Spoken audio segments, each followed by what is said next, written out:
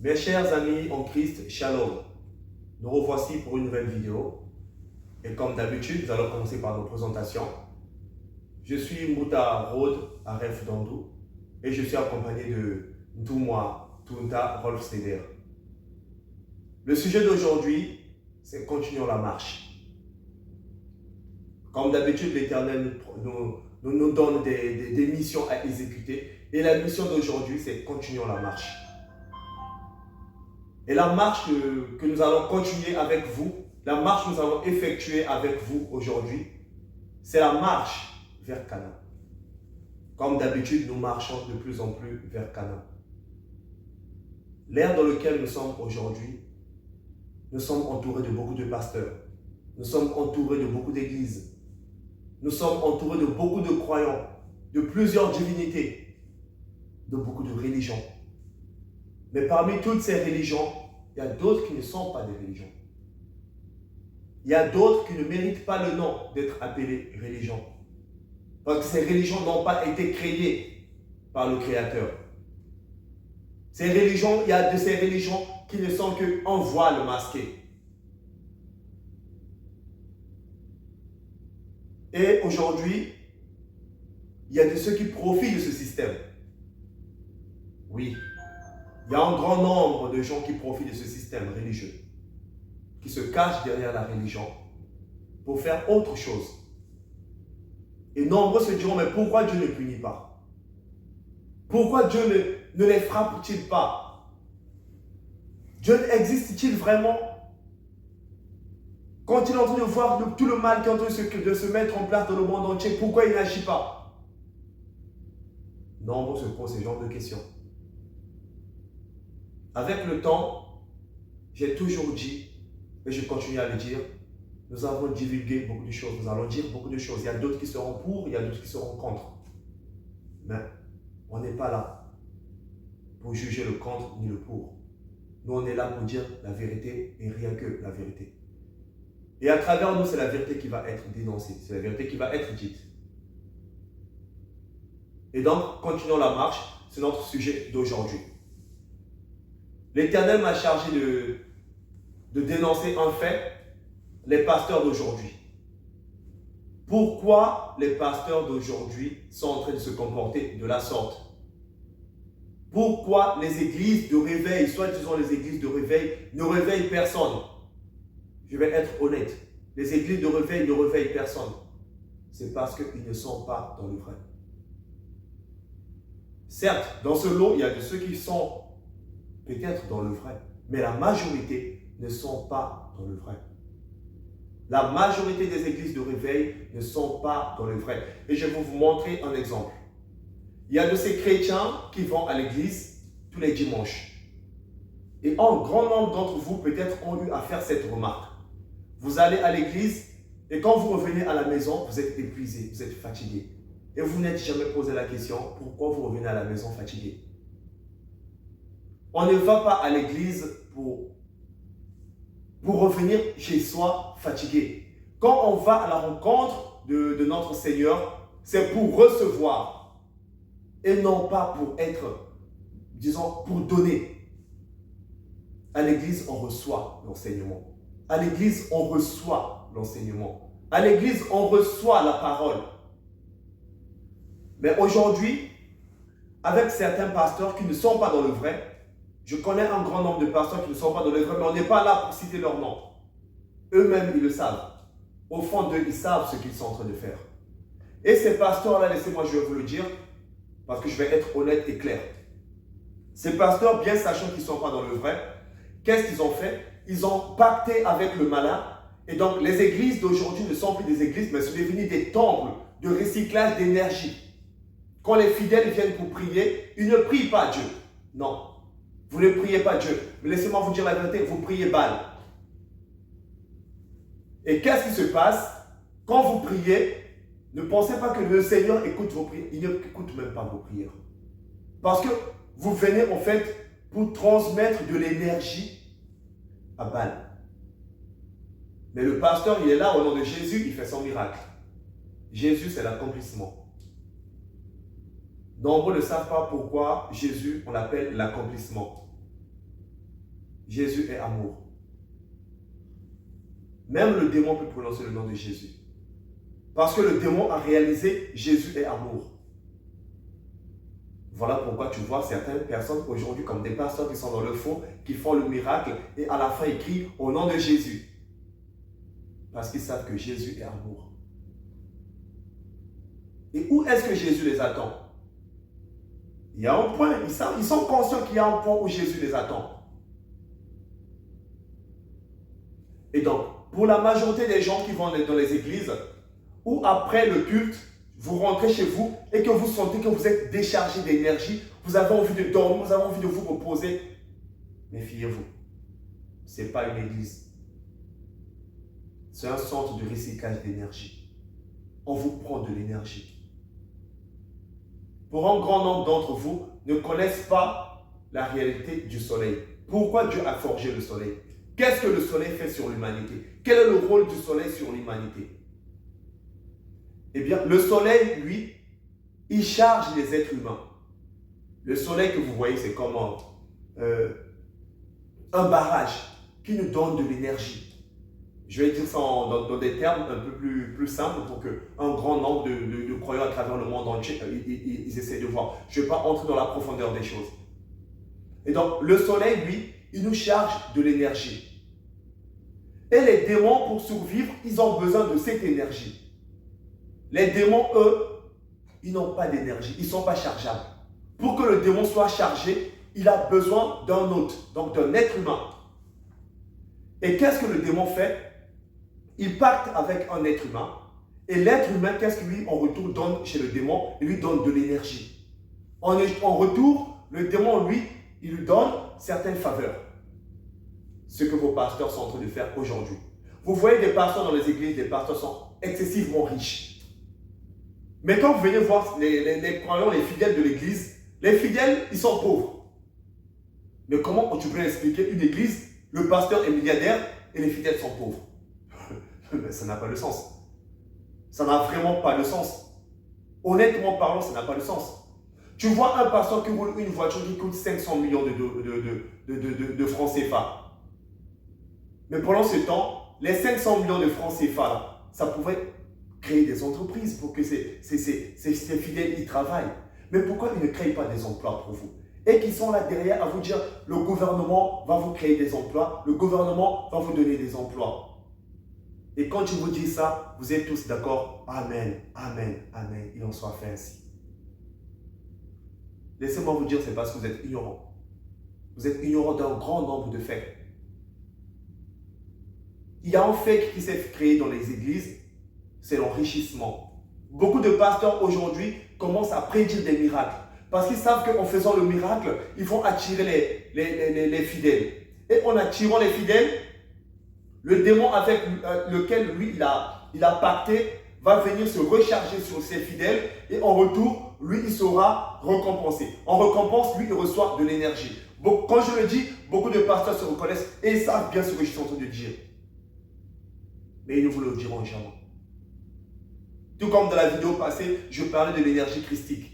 Pourquoi les pasteurs, s'ils sont vraiment dans le vrai, pourquoi ils ne vous apprennent pas à devenir Christ? Pourquoi ils ne vous apprennent pas à travailler l'énergie christique? Pour que vous soyez élevés. Pourquoi dans les églises, il n'y a que le pasteur qui est élevé? Pendant ce temps, le rôle du pasteur, c'est l'enseigner. C'est l'enseignement, pardon. C'est enseigner les autres. Mais qu'est-ce que les pasteurs vous enseignent vraiment? Je vais reformuler ma question. Qu'est-ce que les pasteurs nous enseignent vraiment? Parce qu'il faudrait que moi aussi je me mette dans le lot. Qu'est-ce que les pasteurs nous enseignent vraiment? Est-ce que l'enseignement qu'on reçoit des pasteurs, ça nous permet de nous élever au point où Dieu a voulu que nous soyons? La vie est un éternel recommencement. La vie est un éternel recommencement. La Bible que nous avons ici, c'est un livre prophétique. Et pour un grand nombre, ils vont te dire, la Bible c'est un livre qui s'est déroulé dans le passé. Non, laissez-moi vous dire, la Bible ne s'est pas déroulée dans le passé. La Bible c'est un livre futuriste. Mais pour ça, nombreux aussi ne le savent pas. Et vos pasteurs le savent.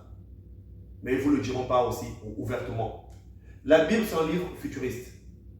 Il joue dans le passé comme il joue dans le présent, comme il joue dans le futur. C'est un livre avec des histoires dans l'éternel recommencement. Tout comme à l'ère actuelle, nous sommes dans l'ère d'Élie. L'ère d'Élie, le Tisbite, dans son ère nous sommes.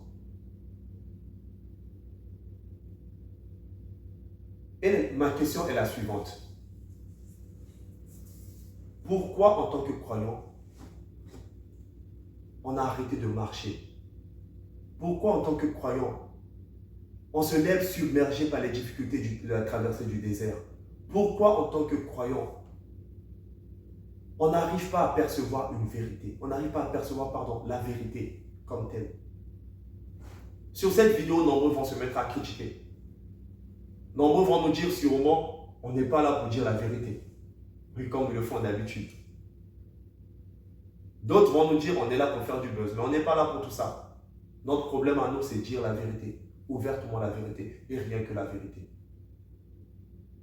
Pour ceux qui sont dans le système, savent ce que c'est que la Bible. Et aujourd'hui, je vois des chrétiens africains qui disent la Bible est un livre colonial. C'est un livre qui nous a été amené par le blanc. La dernière fois que j'étais sur Facebook, j'ai entendu parler du Kémite. J'ai entendu parler du Kémite. Et ce que nous, on oublie, c'est que le malin, il est tellement rusé qu'il arrive à jouer sur la mentalité de chaque ère. Donc, sur chaque génération, il arrive à jouer sur leur mentalité. Je ne dis pas que le Kémite est mauvais. Tout comme je ne dis pas que toutes les autres religions sont mauvaises. Mais derrière toutes ces religions, il y a un rideau sombre qui y est. D'autres se disent que nos anciens ne priaient pas, ne connaissaient pas Jésus. C'est ce que nombreux aussi se disent. D'autres se disent, nos ancêtres, c'était des féticheurs. Que la croyance africaine, elle est basée sur le fétiche. Mais le problème que vous avez, vous et nous, le problème que nous avons, en fait, on ne sait pas qui nous sommes vraiment. Et nous sommes ignorants de notre propre réalité. Dans la Bible, on nous parle des Juifs. Un peuple très béni de Dieu. On nous parle des Juifs. À travers tous les chapitres de la Bible, tous les livres de la Bible, on parle des Juifs. Mais le problème qu'il y a, qui sont les Juifs? Nombreux d'entre nous, on va indexer Israël. L'Israël de notre ère. On va indexer l'Israël de notre ère. Mais vous ne savez pas qui sont les Juifs apparemment. Les Juifs, ce n'est pas Israël. L'Israël d'aujourd'hui, ce ne sont pas des Juifs. Dans les prochaines vidéos, je vous dirai les vrais noms des Juifs qui sont en Israël, leurs vrais noms. Et dans ce livre-là, Dieu, il avait donné des préceptes.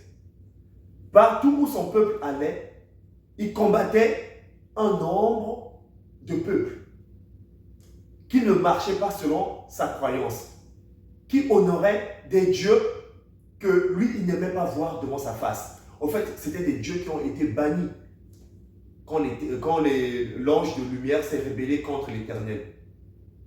Et dans ces différentes tribus de peuples, c'est ces dieux-là, eux, ils adoraient. Je vais encore fermer la parenthèse, parce que dans la majorité de nos vidéos, on ouvre plusieurs parenthèses. On va ouvrir plusieurs parenthèses, et avec le temps, décortiquer chaque parenthèse.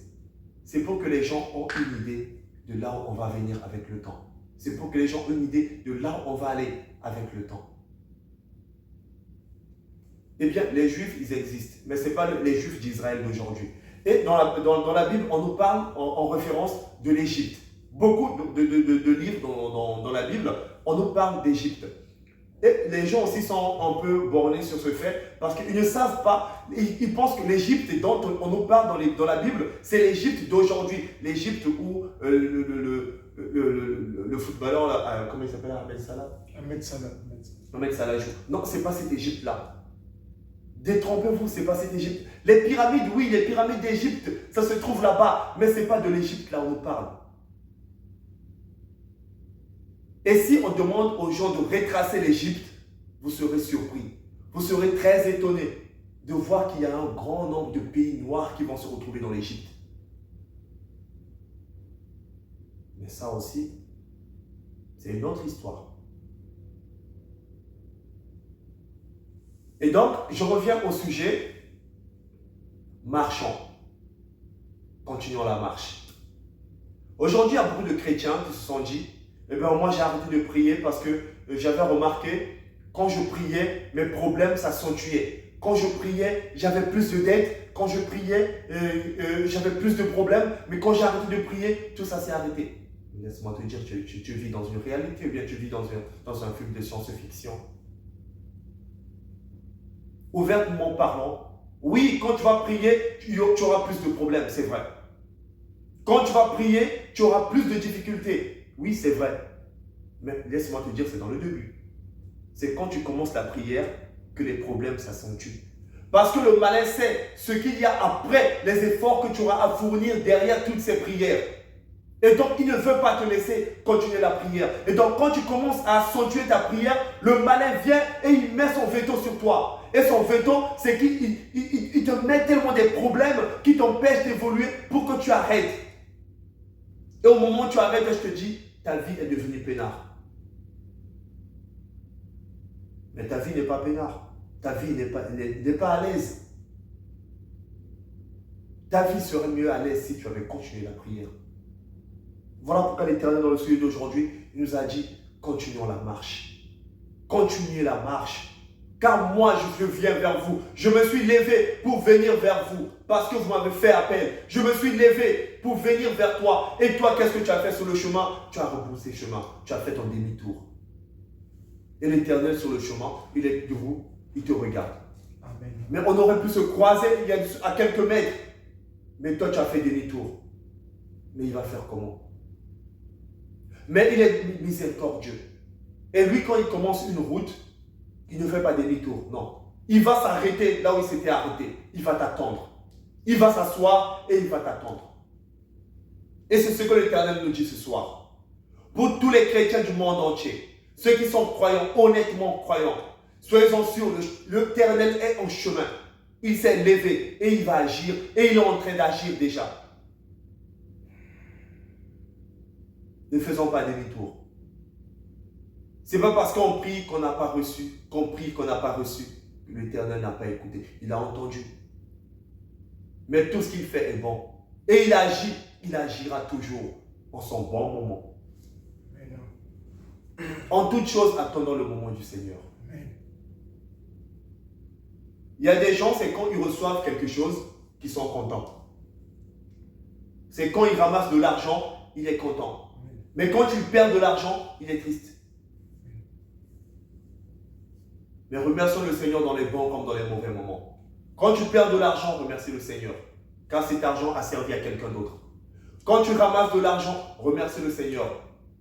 Car c'est un plus dans ta vie. C'est au même titre la prière. Quand tu pries et que tu ne reçois pas, remercie le Seigneur car demain tu recevras. Quand tu pries et que tu reçois, remercie le Seigneur car il y a d'autres aussi qui n'ont pas reçu, qui sont en train de prier. C'est comme ça que ça fonctionne. Ne te dis pas j'ai tellement prié, je n'ai pas reçu. Non, tu recevras. Parce qu'au moment où toi tu es en train de prier, il y a d'autres qui sont en train de recevoir. C'est leur heure de réception. Et quand Dieu finira de leur donner, il te donnera aussi à ton tour. Au même titre, quand eux ils n'auront pas, toi tu auras. Quand toi tu auras, eux ils n'auront pas. Et le même fait, la Bible nous a parlé d'un même fait avec Joseph en Égypte. 7 années d'abondance, 7 années de sécheresse.